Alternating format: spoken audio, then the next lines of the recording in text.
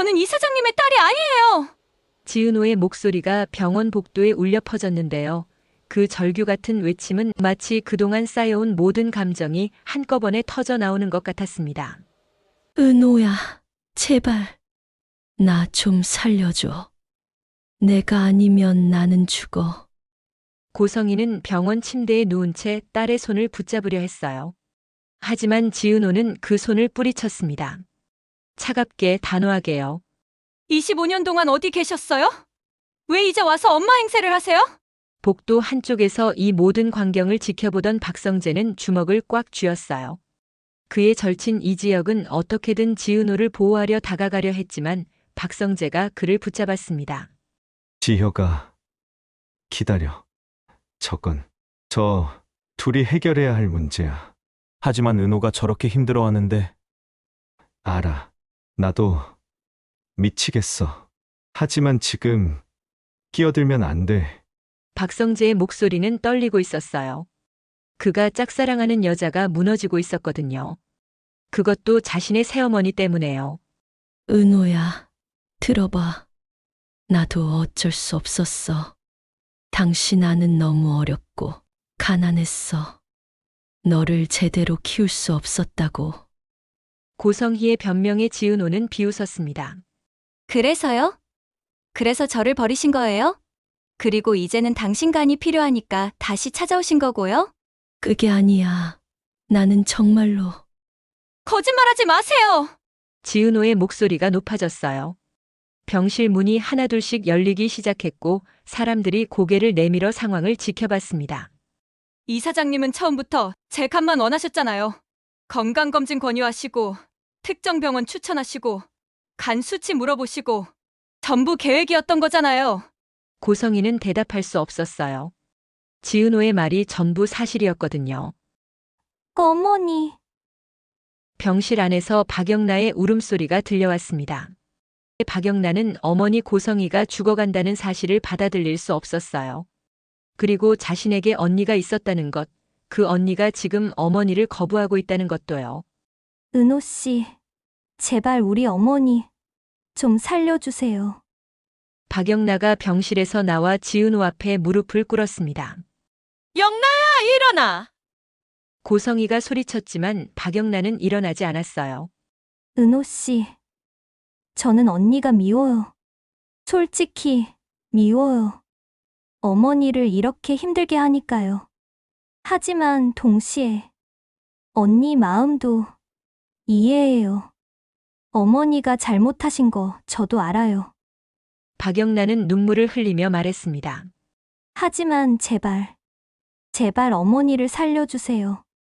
어머니가 죽으면 저는 어떡해요? 아직 어머니가 필요해요. 지은호는 자신 앞에 무릎 꿇은 박영나를 내려다봤어요.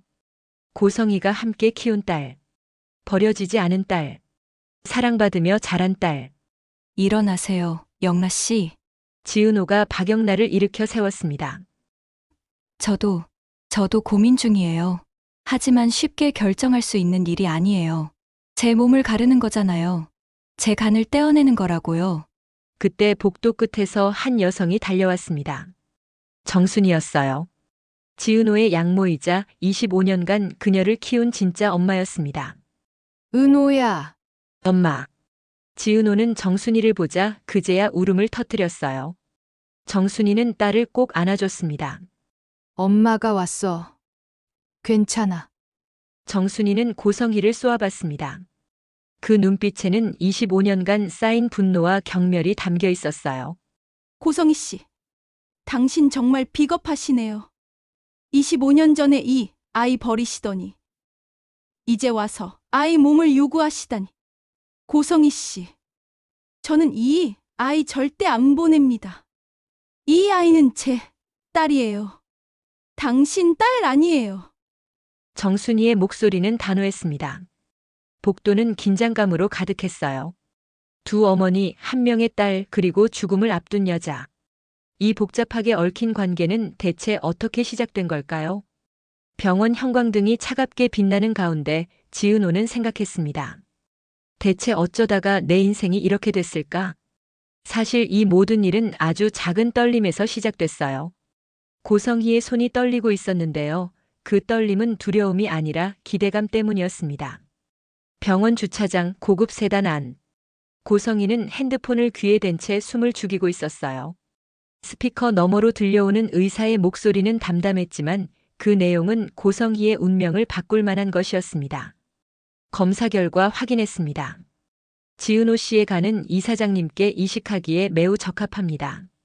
HLA 적합도가 거의 완벽에 가깝고요. 혈액형도 일치합니다. 이 정도 적합성은 흔치 않은 케이스입니다. 고성희의 입가에 미소가 번졌어요. 그녀는 재빨리 주변을 둘러봤습니다. 아무도 없었죠. 그제야 그녀는 작게 웃음을 터뜨렸습니다. 감사합니다, 원장님. 다음 단계는 제가 알아서 진행하겠습니다. 전화를 끊은 고성희는 백미러로 자신의 얼굴을 확인했어요. 나이가 무색할 정도로 아름다운 외모였지만 최근 들어 눈 밑에 그늘이 짙어지고 있었습니다. 간 기능 저하의 증상이었죠. 하지만 이제 해결책을 찾았습니다. 그것도 완벽한 해결책을요. 고성희는 가방에서 오래된 사진 한 장을 꺼냈습니다. 25년 전 갓 태어난 아기를 안고 있는 자신의 모습이었어요. 당시 그녀는 27이었고 가난했고 절박했습니다. 결혼도 하지 않은 채 아이를 낳았고 그 아이를 키울 형편이 되지 않았죠. 미안하다고 생각한 적 없어. 고성희는 사진 속 아기에게 중얼거렸습니다. 내가 날 살릴 거야. 그게 내 역할이었던 거지. 그녀는 사진을 다시 가방에 넣고 시동을 걸었습니다. 이제 지은호를 만나러 갈 시간이었어요. 한편 지은호는 자신이 관리하는 카페에서 인테리어 도면을 검토하고 있었습니다. 지은호는 해맑은 미소와 긍정적인 에너지로 주변 사람들을 밝게 만드는 사람이었어요. 하지만 요즘 그녀의 마음은 복잡했습니다. 지 실장님. 밝은 목소리가 들려왔어요. 고성희였습니다. 지은호는 재빨리 표정을 정리하고 일어났죠. 이 사장님 오셨어요? 네, 지 실장님. 오늘 새로운 프로젝트 건으로 의논 드릴 게 있어서요. 고성희는 우아하게 미소 지으며 자리에 앉았습니다. 그녀의 눈빛은 따뜻해 보였어요. 마치 딸을 바라보는 어머니처럼요. 하지만 그 따뜻함 뒤에는 계산이 숨어 있었습니다. 지 실장님, 요즘 컨디션은 어떠세요? 지난번에 건강검진 받으신 거 결과 나왔나요? 아, 네. 다 괜찮다고 나왔어요. 고성희의 미소가 깊어졌습니다. 다행이네요. 건강이 제일 중요하죠. 특히 지 실장님처럼 젊고 유능한 분은 더더욱요. 지은호는 고성희의 칭찬에 얼굴이 붉어졌어요. 사실 고성희는 지은호에게 특별히 잘해줬습니다. 다른 직원들보다 더 신경 쓰고 더 챙겨줬죠. 지은호는 그저 자신이 일을 잘해서 그런 줄 알았어요. 감사합니다, 이 사장님. 이 사장님도 건강 잘 챙기셔야 해요. 고성희는 잠시 표정이 굳었다가 다시 미소를 지었습니다. 저도 잘 챙기고 있어요. 그런데 지 실장님, 혹시 다음 주에 시간 되시면 같이 식사 한번 하실래요? 업무 얘기도 하고 개인적으로도 지 실장님과 더 친해지고 싶어서요. 저야 좋죠. 영광입니다. 지은호가 환하게 웃자 고성희도 따라 웃었습니다. 하지만 그녀의 머릿속에는 이미 다음 단계가 계획되어 있었어요. 그날 저녁 고성희는 자택으로 돌아왔습니다. 넓고 화려한 저택이었죠.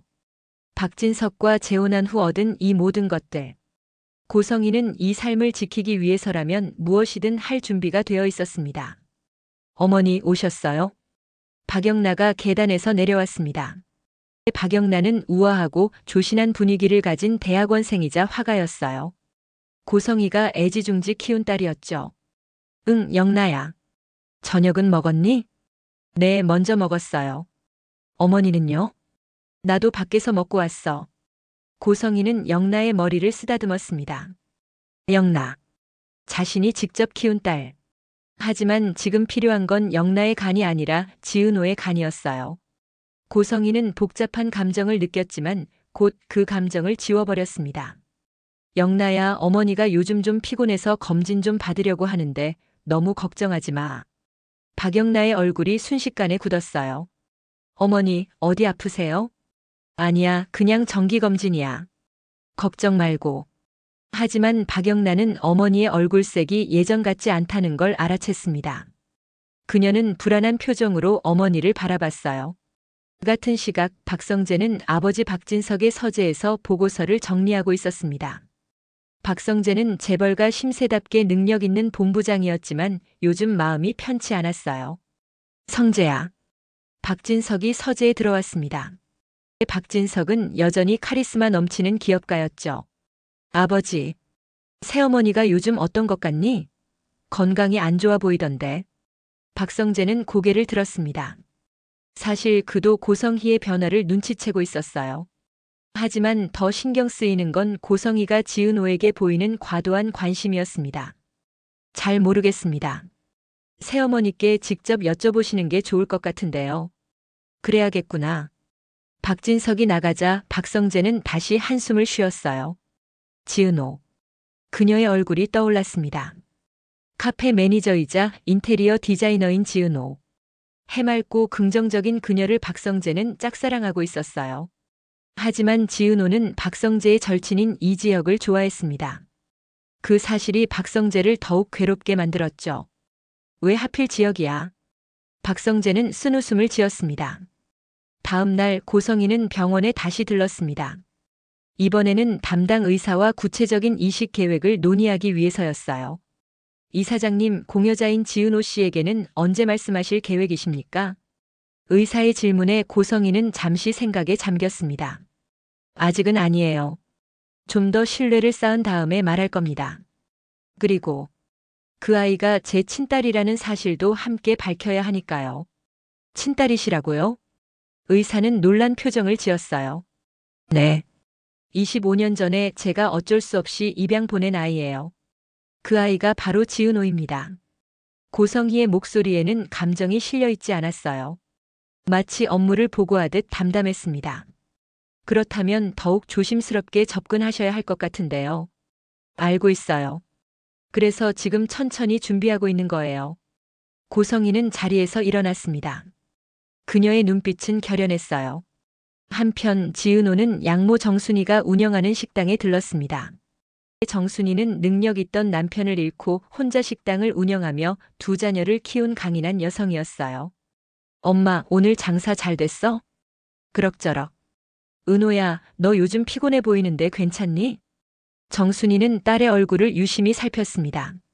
지은호는 정순이에게 많이 의지하고 있었고 정순이도 딸에게 의지하고 있었어요. 괜찮아, 엄마. 그냥 일이 좀 많아서 그래. 이지혁 그 선배 때문에 아직도 마음 아프니? 정순이의 질문에 지은호는 잠시 말을 잃었습니다. 그녀는 작게 고개를 끄덕였어요. 시간이 지나면 괜찮아질 거야, 엄마. 그래, 내 딸은 강한 아이니까. 정순이는 딸을 안아줬습니다. 하지만 그녀의 마음 한구석에는 불안감이 자리 잡고 있었어요. 최근 자주 꾸는 악몽 때문이었습니다. 25년 전 갓 태어난 아기를 받았던 그날의 기억이 자꾸만 떠올랐죠. 은호야, 엄마가 너한테 미안한 게 있어. 갑자기 왜 그래, 엄마? 아니야, 그냥. 엄마가 너를 더 잘해줬어야 했는데. 지은호는 어머니를 걱정스럽게 바라봤습니다. 요즘 정순이가 자주 이상한 말을 하곤 했거든요. 같은 시각 이지혁은 회사에서 야근을 하고 있었습니다. 지혁아, 아직도 이래? 박성재가 들어왔습니다. 이지혁의 절친이자 지은호를 짝사랑하는 남자였죠. 너도 퇴근 안 했네. 응. 그런데 지혁아, 너 혹시 지은호 요즘 만났어? 이지혁은 고개를 저었습니다. 아니, 왜? 아니, 그냥. 걱정돼서. 박성재의 목소리에는 애틋함이 묻어났어요. 이지혁은 친구의 마음을 알면서도 어떻게 해줄 수 없었습니다. 성재야, 미안해. 내가 은호 마음 아프게 했다는 거 알아. 괜찮아. 내 잘못은 아니잖아. 그냥. 나도 기회가 있을까 싶어서. 두 친구는 침묵했습니다. 그들 사이에는 복잡한 감정이 흐르고 있었어요. 일주일 후 고성희는 약속대로 지은호와 고급 레스토랑에서 저녁 식사를 했습니다. 고성희는 지은호에게 점점 더 개인적인 질문을 던지기 시작했어요.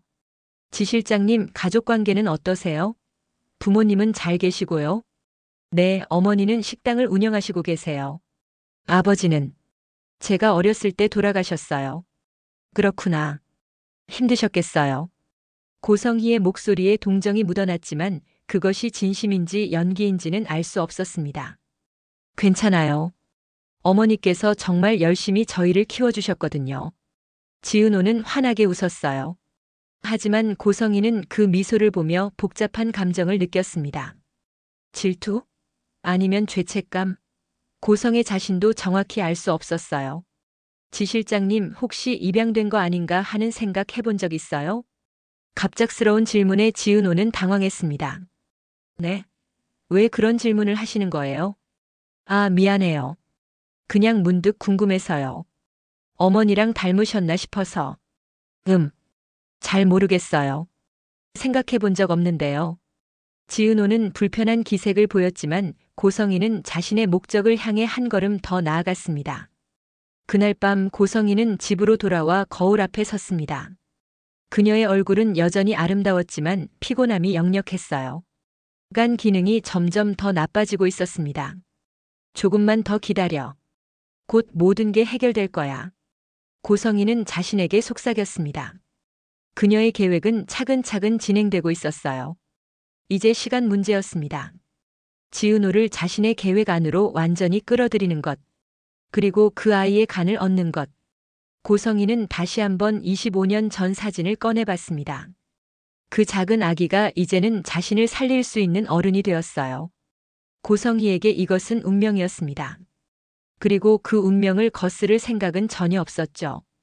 박성재의 손에 든 커피가 식어가고 있었는데요. 그는 카페 창밖으로 새어머니 고성희가 지은호와 함께 걷는 모습을 30분째 지켜보고 있었습니다.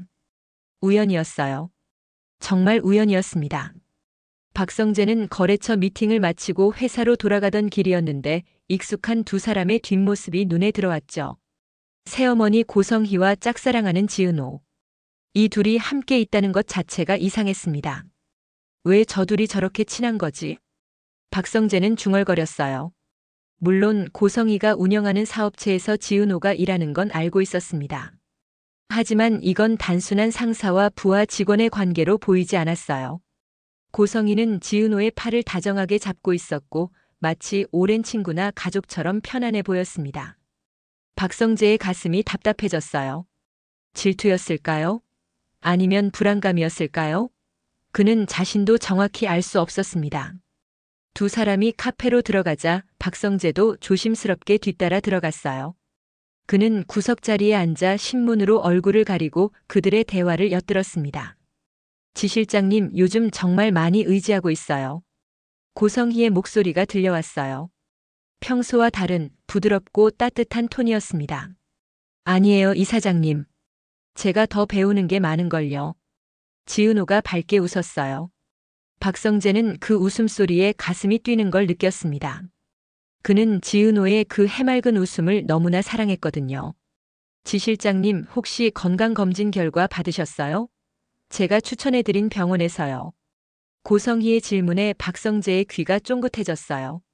아, 네. 다 정상이라고 나왔어요. 특히간 수치가 아주 좋다고 하시더라고요. 그렇구나. 다행이네요. 젊을 때 건강 잘 챙겨야 해요.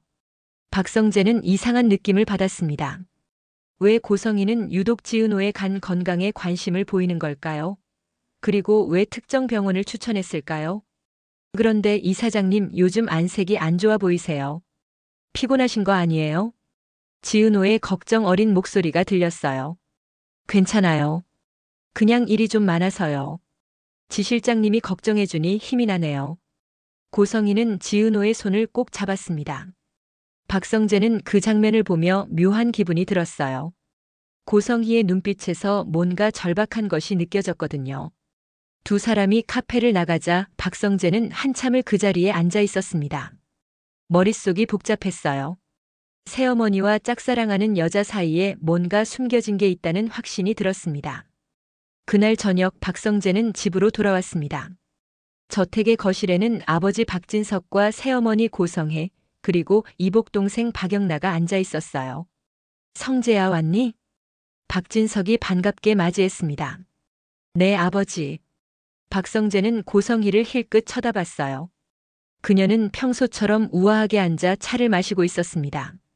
낮에 봤던 그 절박한 눈빛은 온데간데 없었죠. 오빠, 오늘 회사 일은 어땠어요? 박영나가 물었습니다. 박영나는 언제나 조신하고 차분했어요. 박성재는 이복 동생이지만 영나를 진심으로 아꼈습니다. 응, 괜찮았어. 영나, 너는? 그림은 잘 그리고 있고. 네, 다음 달에 소규모 전시회가 있어요. 오빠도 오셔야 해요. 물론이지. 박성재가 웃자 박영나도 따라 웃었어요. 하지만 박성재의 시선은 계속 고성희에게로 향했습니다. 어머니, 요즘 건강은 괜찮으세요? 박성재의 질문에 고성희는 잠시 멈칫했어요. 응, 괜찮아. 왜 그러니? 낮에 우연히 봤는데 안색이 안 좋아 보이셔서요. 고성희의 눈빛이 날카로워졌습니다. 낮에? 어디서? 시내에서요. 직원분이랑 같이 계시던데. 박성재는 일부러 지은호의 이름을 언급하지 않았어요. 고성희의 반응을 보고 싶었거든요. 아, 그랬구나. 업무 미팅이었어.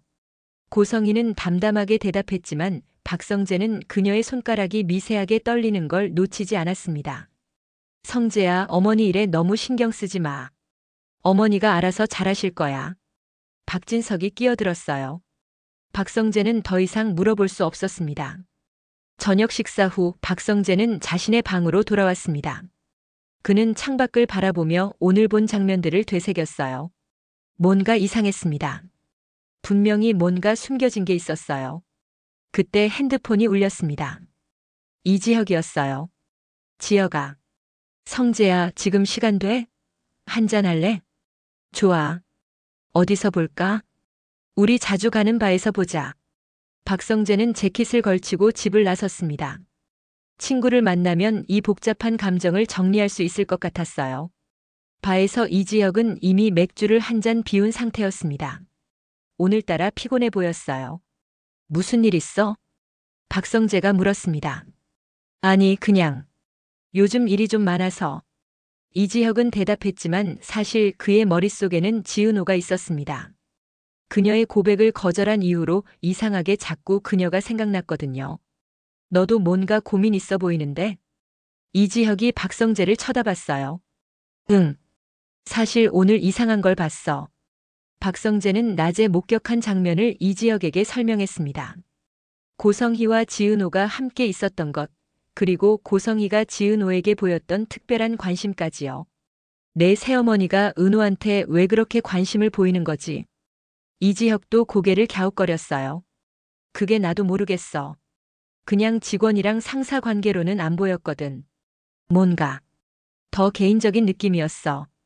혹시 은호가 내 새어머니 회사에서 특별한 프로젝트를 맡고 있는 건 아니야?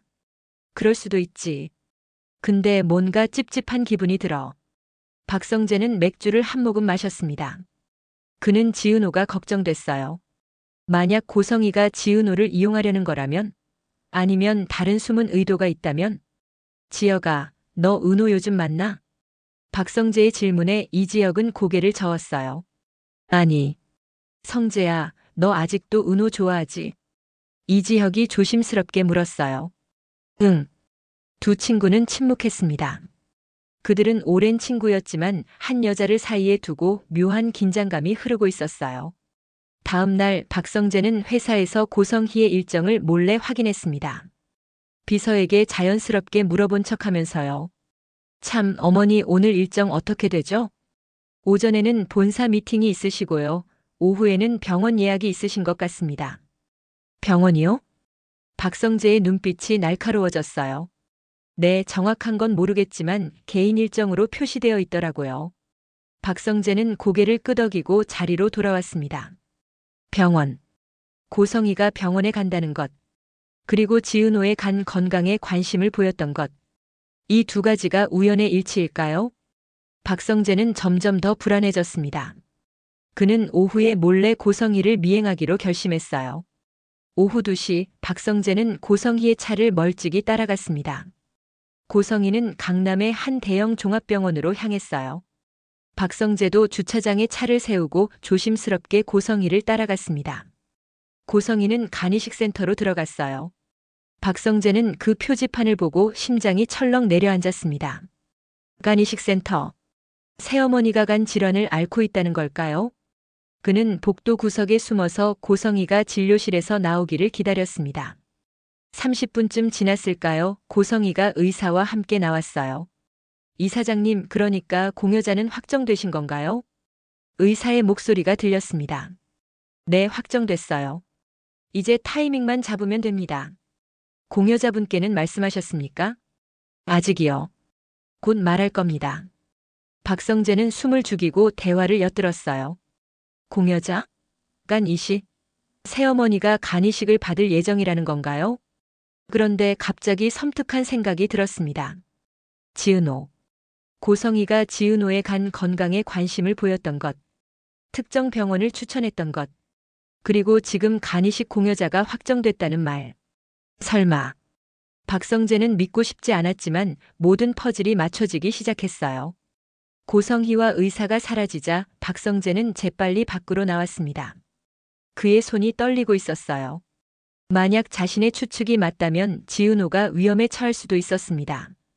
박성재는 차에 올라타 핸들을 꽉 잡았어요.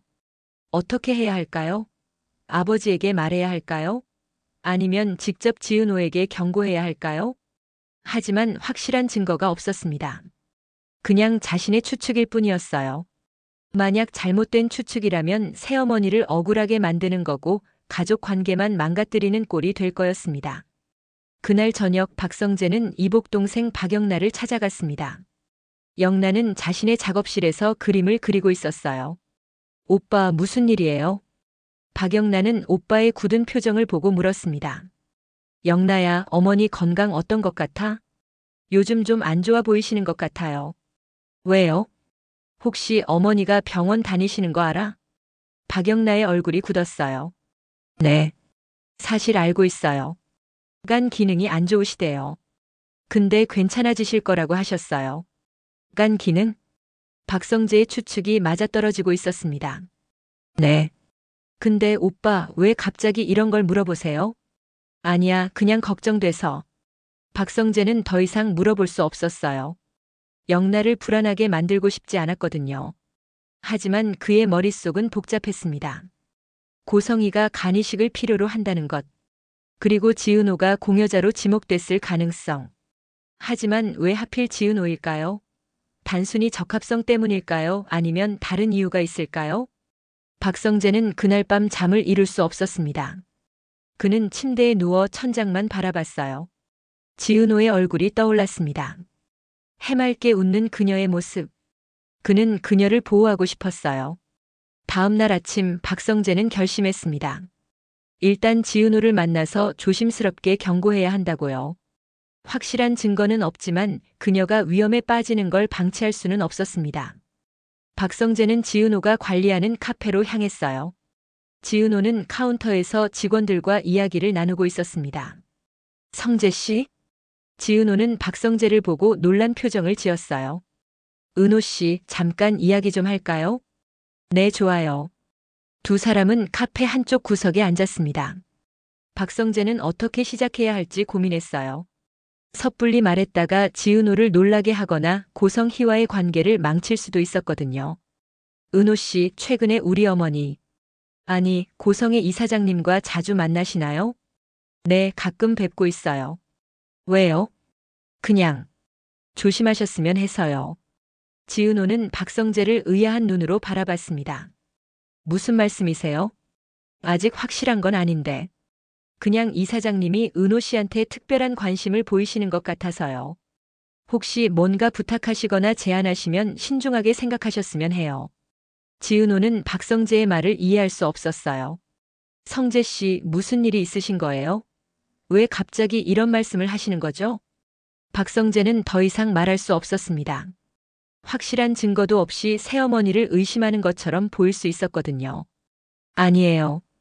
그냥 제가 너무 걱정이 많나 봐요. 신경 쓰지 마세요. 하지만 지은호는 박성재의 진지한 표정을 보고 뭔가 심상치 않다는 걸 느꼈습니다. 그녀의 마음속에 작은 의구심이 싹트기 시작했어요. 박성재가 카페를 나간 후 지은호는 한참을 생각에 잠겼습니다. 고성의 이사장님. 최근 유독 자신에게 잘해주시는 그분. 혹시 정말로 뭔가 숨겨진 게 있는 걸까요? 그날 오후 고성희로부터 전화가 왔습니다. 지 실장님, 저녁에 시간 되세요? 중요한 얘기가 있어서요. 지은호는 박성재의 경고가 떠올랐지만 거절할 수 없었어요. 네, 괜찮습니다. 전화를 끊은 지은호는 불안한 마음을 떨칠 수 없었습니다. 과연 고성의 이사장님은 무슨 이야기를 하려는 걸까요? 지은호의 핸드폰 화면에 떠있는 메시지를 보는 순간 그녀는 왜인지 심장이 두근거리기 시작했는데요. 그것은 기대감이 아니라 알 수 없는 불안감이었습니다. 오늘 저녁 7시 우리 집으로 오시겠어요?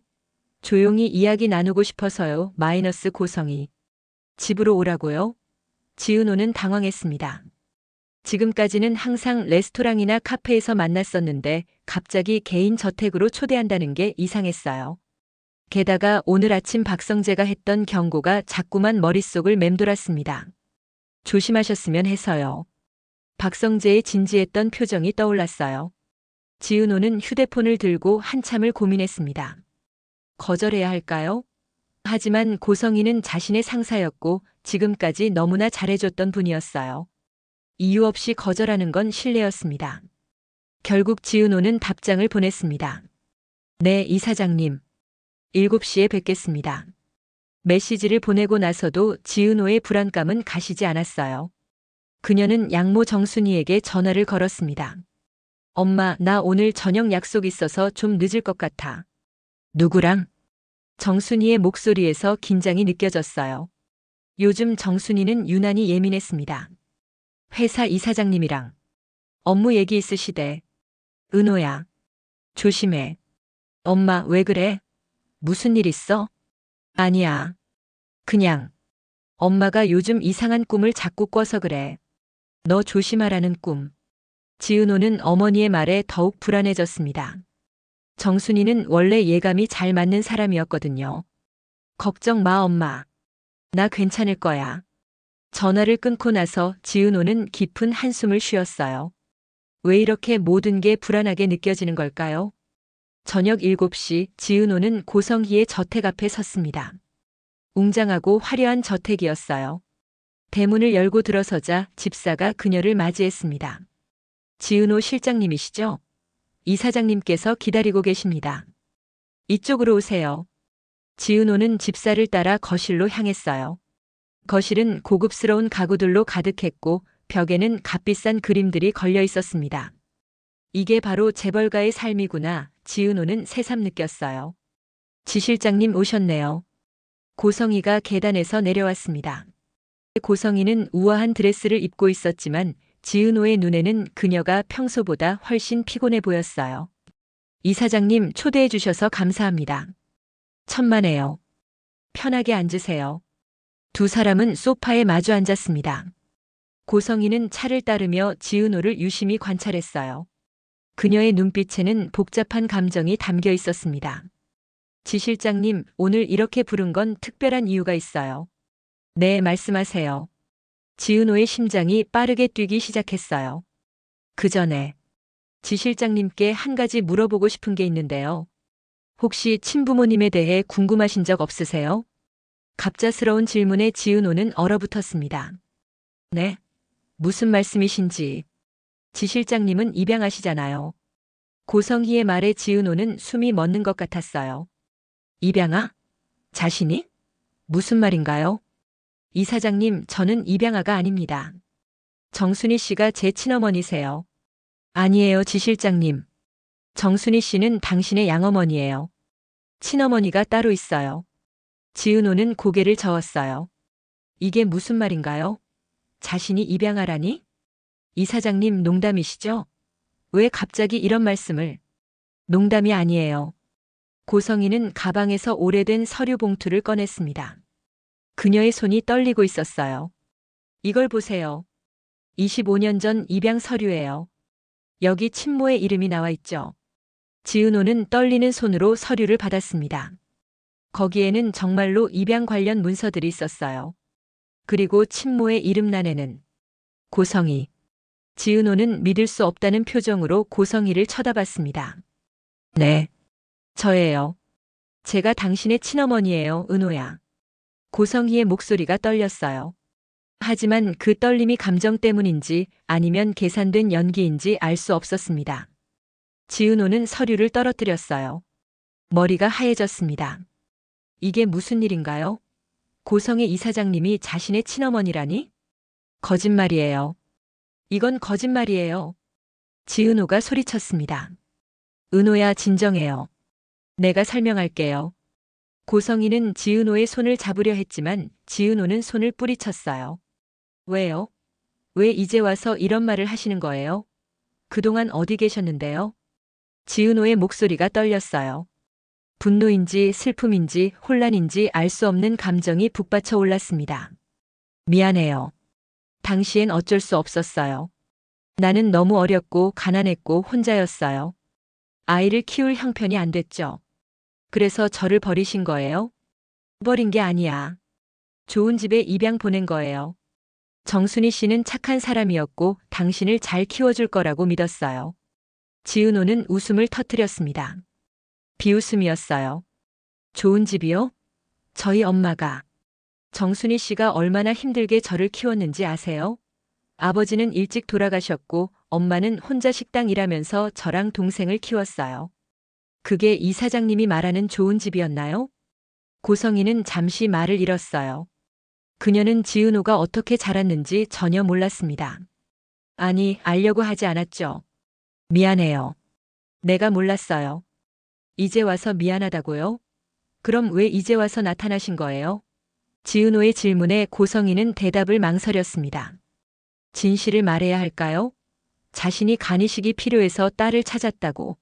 하지만 그건 너무 잔인한 진실이었어요. 당신이 보고 싶었어요. 내 딸이 어떻게 자랐는지 궁금했고. 거짓말 마세요. 지은호가 소리쳤어요. 그녀의 직관이 말하고 있었습니다. 뭔가 더 큰 이유가 있다고요. 이 사장님, 진짜 이유가 뭐예요? 왜 갑자기 저를 찾으신 거예요? 바로 그때 현관문이 열렸습니다. 박성재였어요. 그는 집에 지은호의 차가 있는 걸 보고 불안한 마음에 들어왔던 거였습니다. 어머니, 지금 뭐 하시는 거예요? 박성재가 거실로 들어오며 물었어요. 그는 눈물을 흘리고 있는 지은호를 보고 깜짝 놀랐습니다. 은호 씨, 성재야, 나가 있어. 이건 내가 관여할 일이 아니야. 고성희가 날카롭게 말했지만 박성재는 물러서지 않았어요. 어머니, 혹시 은호 씨한테 간 이식 이야기 하신 거예요? 박성재의 말에 지은호는 더욱 충격을 받았습니다. 간 이식? 그게 무슨 말이에요? 지은호가 박성재를 쳐다봤어요. 은호 씨, 어머니가 간 질환을 앓고 계세요. 그래서 간 이식이 필요하신 상황이고요. 성재. 고성희가 소리쳤지만 이미 늦었어요. 지은호는 모든 퍼즐이 맞춰지는 걸 느꼈습니다. 자신에게 건강검진을 권유했던 것, 특정 병원을 추천했던 것, 간 수치에 관심을 보였던 것, 그리고 갑자기 친어머니라고 밝힌 것. 그래서 재간이 필요하셨던 거예요? 지은호의 목소리는 너무나 차가웠습니다. 고성희는 대답할 수 없었어요. 그녀의 침묵이 곧 대답이었습니다. 정말 대단하시네요. 지은호는 비틀거리며 일어났습니다.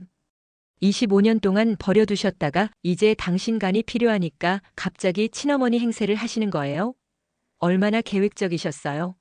언제부터 절 찾으신 거예요? 은호야, 오해야. 나는 정말로. 오해라고요? 그럼 이 사장님 솔직하게 대답해 주세요. 만약 당신이 건강했다면 절 찾으셨을까요? 고성희는 대답할 수 없었습니다. 지은호가 옳았거든요. 만약 자신이 간이식이 필요하지 않았다면 지은호를 찾지 않았을 거예요. 역시 대답 못하시는군요. 지은호는 가방을 집어들었습니다. 은호 씨, 잠깐만요.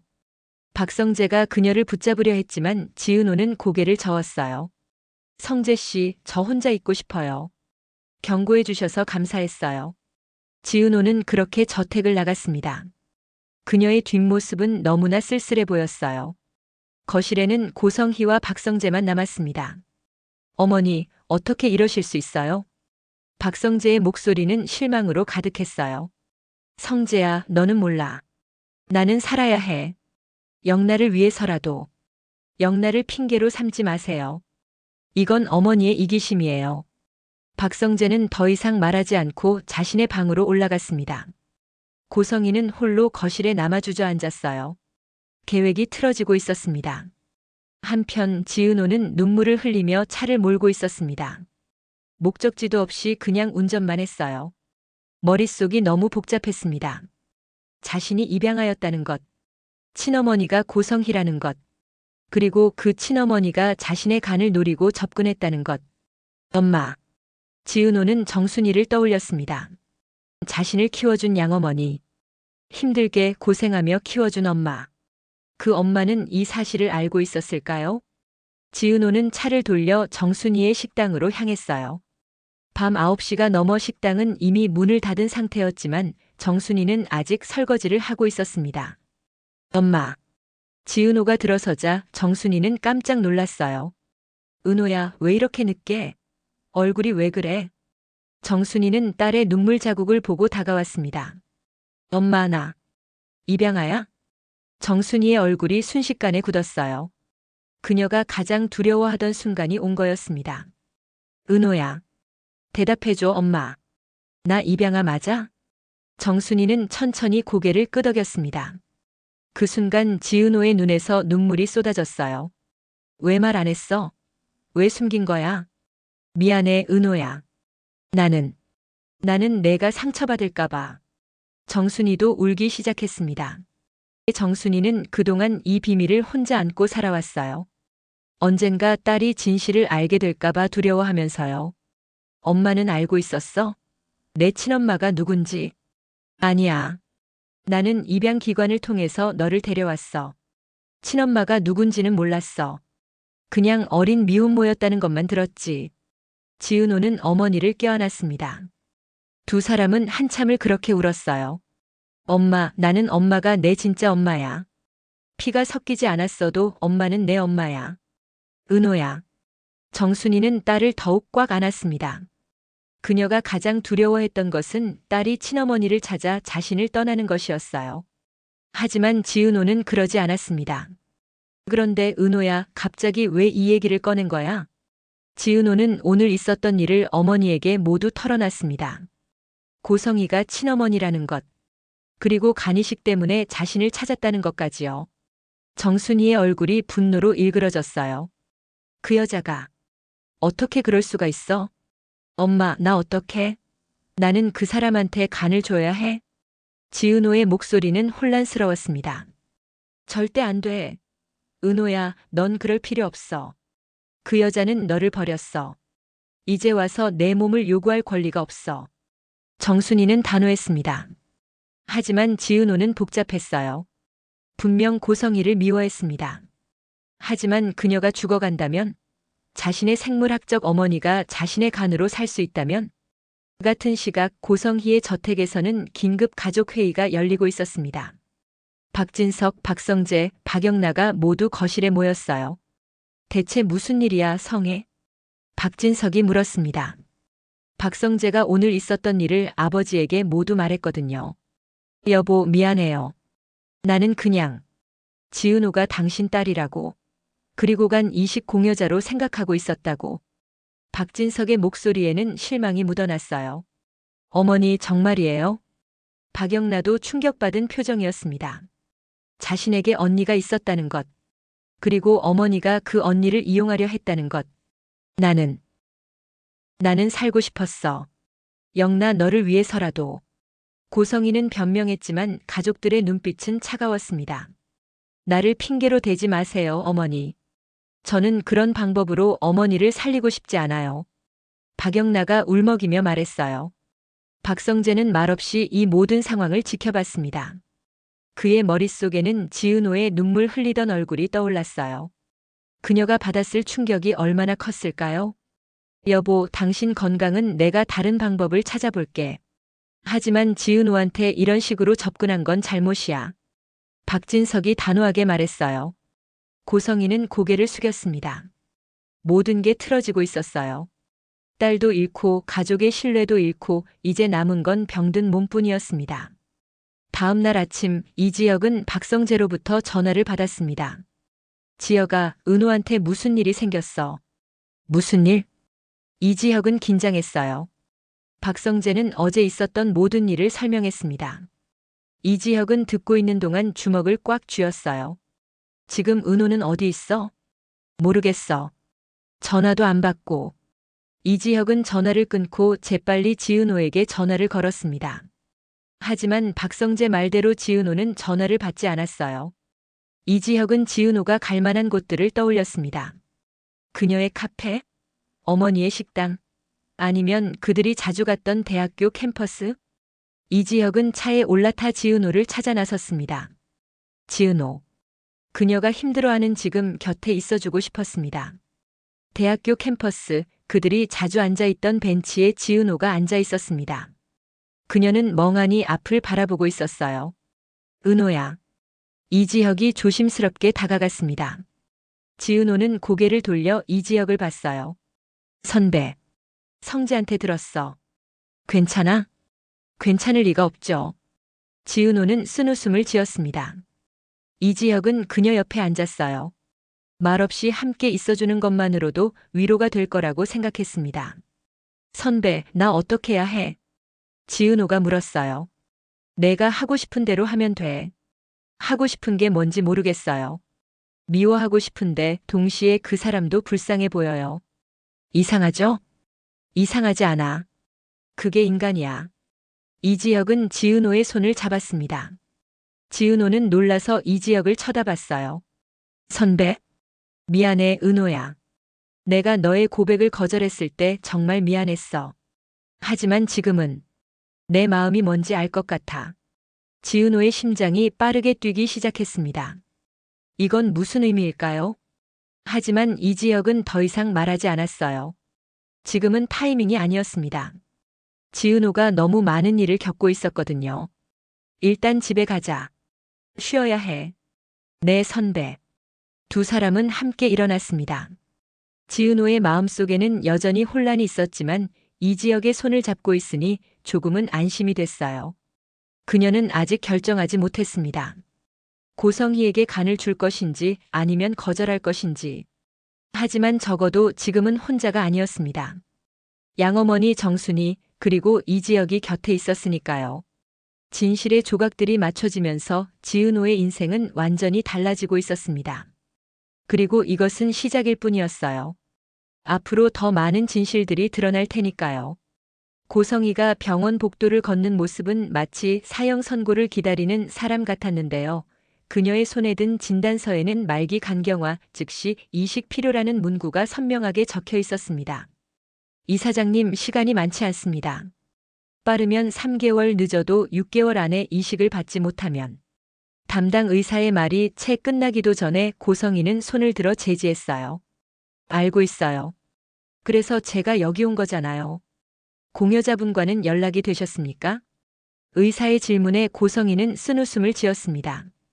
연락이요? 제 딸이 저를 만나주지도 않는데요. 지은호가 저택을 나간 후 일주일이 지났어요. 고성희는 매일 지은호에게 전화를 걸었지만 지은호는 단 한 번도 받지 않았습니다. 문자 메시지도 읽지 않았죠.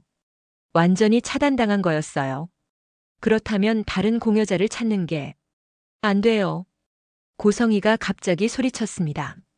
복도에 있던 사람들이 그녀를 쳐다봤어요. 지은호가 아니면 안 돼요.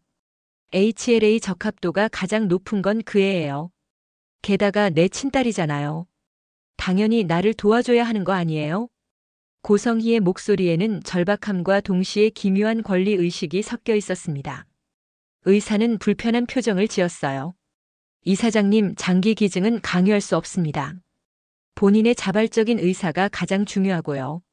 자발적 의사라. 고성희는 비웃었습니다. 그녀에게는 선택의 여지가 없었어요. 살기 위해서라면 무엇이든 해야 했습니다. 병원을 나온 고성희는 차에 올라타 한참을 멍하니 앉아 있었어요. 그녀의 머릿속에는 여러 가지 계획들이 스쳐 지나갔습니다. 어떻게든 지은호를 설득해야 했어요. 아니, 설득이 안 되면 다른 방법을 써야 했습니다. 고성희는 핸드폰을 꺼내 한 사람에게 전화를 걸었어요. 여보세요, 정 변호사님이시죠? 저 고성희입니다. 급하게 상담받고 싶은 게 있는데요. 같은 시각 지은호는 카페에서 일을 하고 있었지만 정신이 하나도 없었습니다. 지난 일주일 동안 그녀는 거의 잠을 자지 못했어요.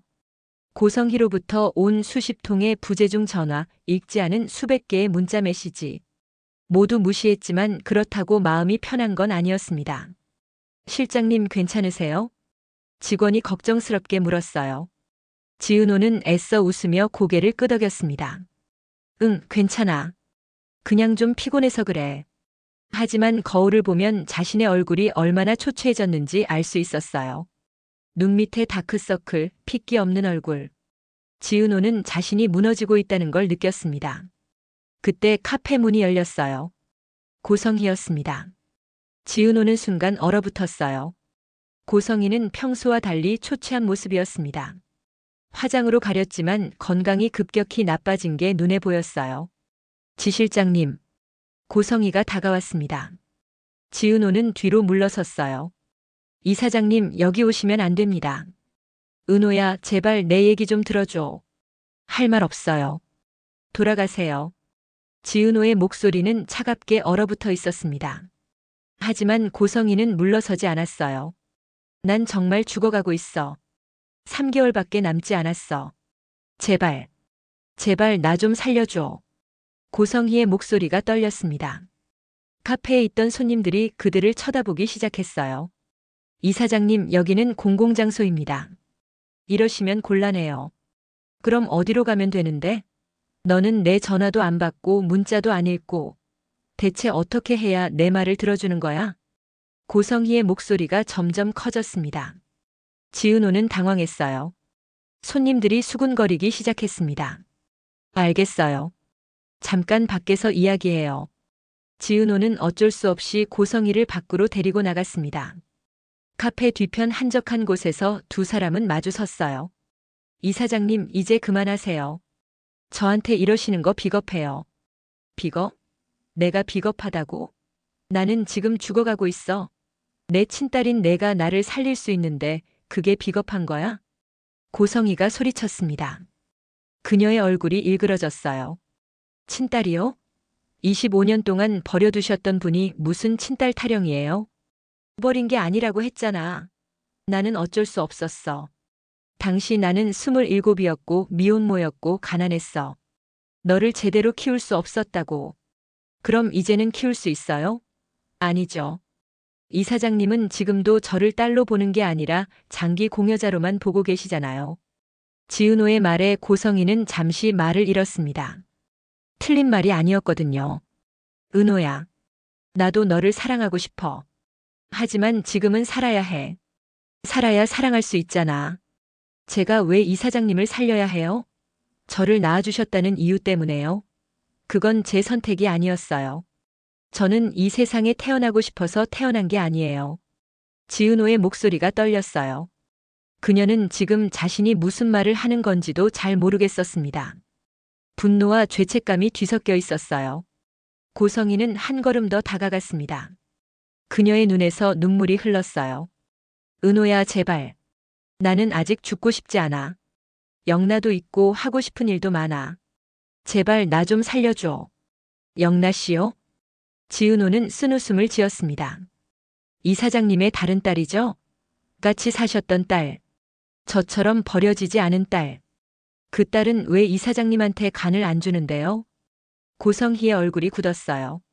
영나는 적합하지 않아. 아, 그렇군요. 적합하지 않으니까 저를 찾으신 거네요. 정말 완벽한 계획이셨어요. 지은호는 돌아서려 했습니다. 하지만 고성희가 그녀의 팔을 붙잡았어요. 은호야, 기다려. 손 놓으세요. 지은호가 팔을 뿌리치는 순간 고성희가 비틀거렸습니다. 그리고 그대로 쓰러졌어요. 이 사장님. 지은호는 놀라서 고성희를 부축했습니다. 고성희의 얼굴은 창백했고 숨을 헐떡이고 있었어요. 119 불러요. 빨리. 지은호가 소리쳤습니다. 병원 응급실. 지은호는 의자에 앉아 손톱을 물어뜯고 있었습니다. 고성희는 응급실 안에서 치료를 받고 있었어요. 지은호의 머릿속은 복잡했습니다. 자신 때문에 고성희가 쓰러진 건 아닐까? 만약 정말로 죽는다면? 은호야. 이지혁이 달려왔습니다. 지은호가 연락한 거였어요. 선배. 지은호는 이지혁을 보자 눈물이 터졌습니다. 이지혁은 그녀를 꼭 안아줬어요. 괜찮아, 다 괜찮을 거야. 그때 박진석, 박성재, 박영나가 도착했습니다. 박진석은 급히 의사를 찾아 고성희의 상태를 물었어요. 간 기능이 급격히 악화됐습니다. 즉시 이식하지 않으면 위험합니다. 의사의 말에 박영나가 울음을 터뜨렸어요. 어머니, 어머니. 박성재는 지은호를 쳐다봤습니다. 지은호는 죄책감에 휩싸인 표정이었어요. 은호 씨, 내 잘못이 아니야. 박성재가 다가와 말했습니다. 하지만 제가 뿌리쳤을 때 어머니의 병 때문이야. 내가 뿌리쳤다고 쓰러진 게 아니야. 하지만 지은호는 박성재의 말을 믿을 수 없었습니다. 자신이 좀 더 부드럽게 대했다면 고성희가 쓰러지지 않았을지도 모른다는 생각이 들었어요. 응급실 문이 열리고 의사가 나왔습니다. 보호자분 계신가요? 네, 여기 있습니다. 박진석이 앞으로 나갔어요. 환자분 상태가 매우 좋지 않습니다. 간성혼수 초기 증상이 나타나고 있고요. 일주일 안에 이식하지 못하면 생명이 위험합니다. 일주일. 시간이 거의 없었어요. 박영란은 울면서 아버지에게 매달렸습니다. 아버지, 어머니를 살려주세요. 제발. 박진석도 눈시울이 붉어졌어요. 그는 고성희를 사랑했습니다. 걱정 마, 영나야. 아버지가 어떻게든 해결할게. 박진석은 지은호를 쳐다봤습니다. 지은호는 그 시선을 느끼고 몸을 움츠렸어요. 지은호 씨. 박진석이 다가왔습니다. 네, 회장님. 내 아내를 살려줄 수 있는 건 당신뿐이요. 부탁이요. 성희를 살려주시오. 박진석은 지은호 앞에 고개를 숙였습니다. 회장님, 고개 드세요. 지은호는 당황해서 박진석을 일으켜 세웠습니다. 저도 고민 중이에요. 하지만 쉽게 결정할 수 있는 일이 아니잖아요. 알아요. 하지만 시간이 없어. 제발 부탁이요. 박진석의 눈에서 눈물이 흘렀어요. 지은호는 그 모습을 보며 가슴이 찢어지는 것 같았습니다. 그날 밤 지은호는 양모 정순이와 함께 식당에 앉아 있었습니다. 정순이는 딸의 이야기를 다 듣고 난 후 한참을 말이 없었어요. 엄마, 나 어떡해? 지은호가 물었습니다. 은호야, 엄마는 내가 그 여자한테 간을 주는 걸 원치 않아. 간 기증은 위험한 수술이야. 내가 다치면 어떡해? 하지만 엄마, 그 사람이 죽으면 나 때문에 죽는 거잖아. 아니야. 그 여자가 병든 건 내 잘못이 아니야. 너는 아무 책임이 없어. 정순이는 단호했습니다. 하지만 지은호는 여전히 혼란스러웠어요. 엄마, 나는 사실 무서워. 수술도 무섭고 고성의 이사장님한테 간을 준다는 것도 무서워. 하지만 동시에 그 사람이 죽는 게 더 무서워. 지은호는 울기 시작했습니다. 정순이는 딸을 안아줬어요. 은호야, 내가 결정해. 엄마는 내가 어떤 결정을 하든 지지할게. 하지만 후회하지 않을 선택을 해야 해. 후회하지 않을 선택. 과연 어떤 게 후회하지 않을 선택일까요? 그날 밤 지은호는 잠을 이룰 수 없었습니다. 그녀는 창밖을 바라보며 계속 생각했어요. 고성희의 얼굴, 박진석의 눈물, 박영나의 울음소리. 모든 게 머릿속을 맴돌았습니다. 새벽 3시 지은호는 결심했습니다. 그녀는 핸드폰을 들고 박성재에게 전화를 걸었어요. 여보세요, 은호 씨? 박성재는 잠에서 깬 목소리로 대답했습니다. 성재 씨, 저 결정했어요. 뭘? 저 고성의 이사장님한테 간을 줄게요. 박성재는 잠시 침묵했습니다. 은호 씨, 확실해? 네. 하지만 조건이 있어요. 조건? 수술 후에 다시는 저를 찾지 말아달라고 전해주세요.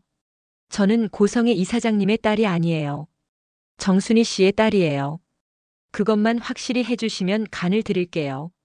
지은호의 목소리는 단호했습니다. 다음 날 아침 병원에서는 긴급 회의가 열렸습니다. 지은호, 고성애, 박진석 담당 의사가 모두 모였어요. 고성희는 침대에 누워 있었지만 의식은 또렷했습니다. 지 실장님이 공여를 결정하셨습니다. 의사가 말했어요. 고성희의 눈이 커졌습니다. 은호야. 이사장님. 지은호가 침대 옆으로 다가갔습니다. 그녀의 얼굴은 창백했지만 눈빛은 단호했어요. 저 이사장님한테 간을 드릴게요. 하지만 한 가지만 약속해 주세요.